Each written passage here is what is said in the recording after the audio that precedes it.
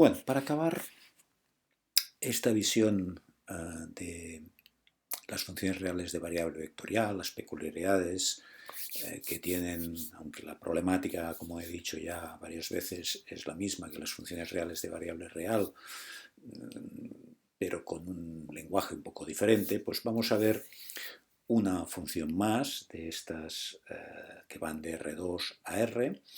Es una función un poco diferente a las que hemos visto anteriormente. Tiene dibujada con matemática, tiene esta forma, que viéndola ya apunta que aquí debe de estar pasando alguna cosa. Aquí tenemos el contorno también, ¿veis? Ya se ve que aquí, pues, como en matemática la parte más oscura es valores más bajos y la parte más clara valores más altos, esto tiene la pinta de que aquí tendremos posiblemente un candidato a mínimo relativo. Bien, bueno, ya se visualiza esto. Veis como aquí podríamos empezar a hacer cortes por aquí, ya nos lo dibuja, ¿veis? El matemática, estos contornos, ¿no? Las derivadas parciales. Bueno, es muy interesante estas funciones, visualizarlas, verlas. Sería el equivalente a las funciones reales de variable real, la representación, ver subidas, bajadas. Bueno, pues aquí tenemos una superficie. Aquí la tenemos dibujada en esta zona, que es la zona donde están pasando cosas sustanciales, ¿no? Que es esta zona así de un candidato a mínimo, tiene la pinta. Bueno, vamos a hacerlo lo de siempre, vamos a derivar respecto de x sub 1, derivada parcial respecto de x sub 1, pues al derivar, pues claro, tenemos respecto de x sub 1, aquí acordaos que siempre lo dibujo con x e y, porque en matemática me lo dibuja así, pero esto es como yo utilizo la nomenclatura de x sub 1 y x sub 2, x sub 1, x sub 2, x sub 1, x sub 2, que es lo que tenéis representado aquí.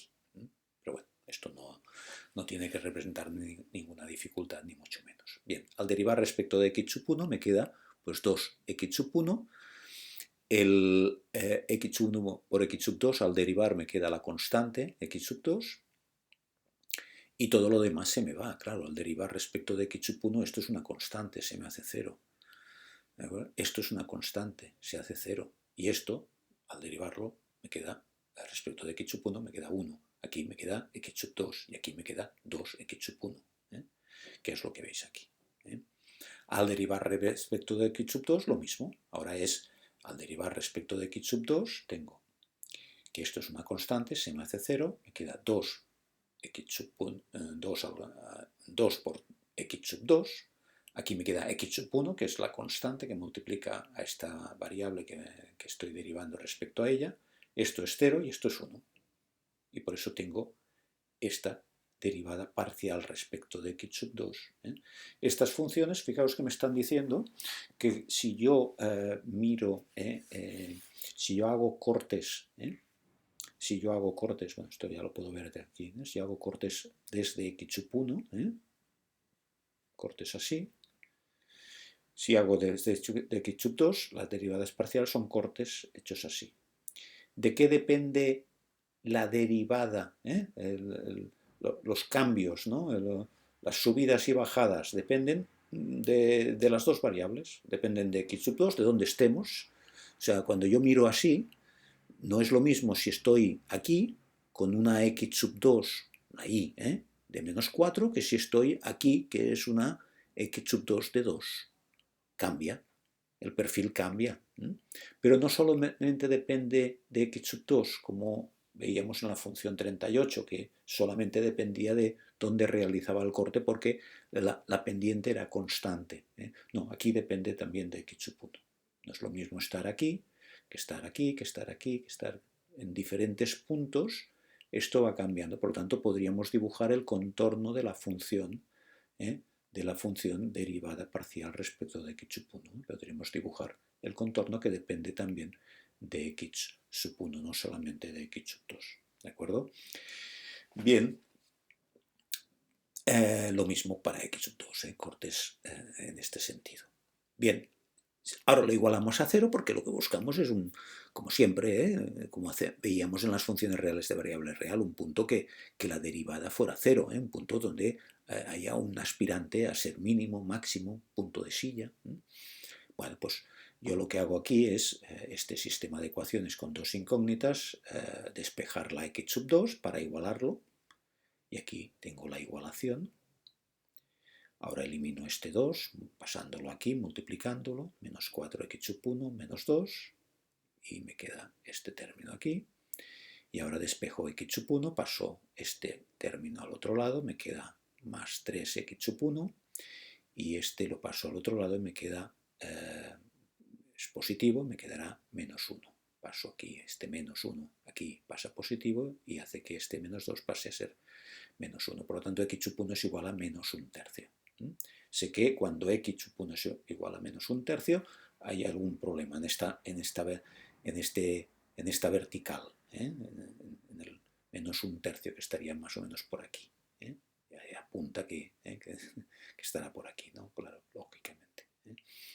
Y ahora busco x sub 2, la coordenada segunda de este punto, cojo esta expresión de aquí, menos 2, sustituyo x sub 1 por su valor, menos 1/3, menos 1, y ahora me queda que es 2/3, porque este menos con este menos se me hace más, 2/3, y ahora este menos 1 ya lo pongo directamente con una expresión con el mismo denominador, para poder simplificar, y me queda que esto es menos 1/3. Por lo tanto, ya he detectado el punto, menos 1/3, menos 1/3, está pasando algo importante, y es que cuando yo hago derivadas parciales por aquí y derivadas parciales por aquí, en este punto coincide que las dos derivadas parciales el valor es 0. ¿De acuerdo? El valor es 0, las dos coinciden que es 0. ¿Vale? ¿De acuerdo? Yo tengo perfiles diferentes, pero justo en este punto menos 1/3, ¿veis? Estaría por aquí un poco por debajo del 0 y aquí un poco por debajo del 0, ¿veis? ¿De acuerdo? ¿Veis? Bien, pues este es el punto donde hay que estudiar, hay que estudiarlo. Bueno, pues hacemos la derivada segunda. Bueno, pues ahora la derivada segunda de esta función respecto de x sub 1, que es, esto es una constante, todo esto es 0, y me queda 2. Respecto de x sub 2, lo mismo, 2. Y ahora cuando la haga cruzada, me queda que la derivada primera respecto de x sub 1, ahora respecto de x sub 2, me queda que es únicamente esto lo que tengo que derivar. Y es la función x sub 2 derivada es 1. Y esto son constantes que se me hacen 0. Y aquí lo mismo, pero respecto de x sub 1, cruzado. Derivada cruzada, 1 y 1. No tengo que evaluar para nada en el punto menos 1/3, como pasaba en la función anterior, en la función 39. ¿Por qué? En la 40, perdón. ¿Por qué? Porque estos son constantes. Son funciones constantes. Las segundas derivadas, todas las 4, son constantes. Por lo tanto, no hace falta. Si fuera variable, la tendría que evaluar en el x sub 1, x sub 2, menos 1/3, menos 1/3. Pero como no es el caso, ya calculo directamente este determinante y me queda 3. ¿De acuerdo? Bien. Y entonces tengo que d es positivo, 3, mayor que 0.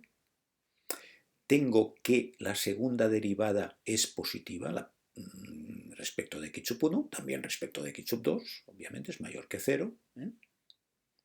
Por lo tanto, esto implica que tenemos un mínimo, siguiendo el criterio que hemos establecido ya hace varias funciones.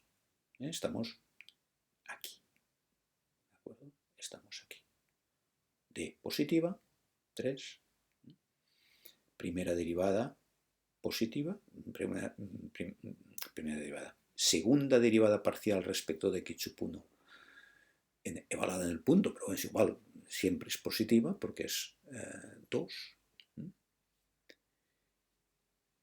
Y por lo tanto estamos ante un mínimo, que es lo que hemos ya intuido viendo el gráfico de la función. Que teníamos aquí un mínimo, pero lo hemos visto analíticamente como hemos encontrado, y además hemos encontrado aquí, lo podríamos intuir dónde estaba, pero no dónde estaba exactamente, y está justo en el punto menos un tercio, coordenadas menos un tercio, menos un tercio.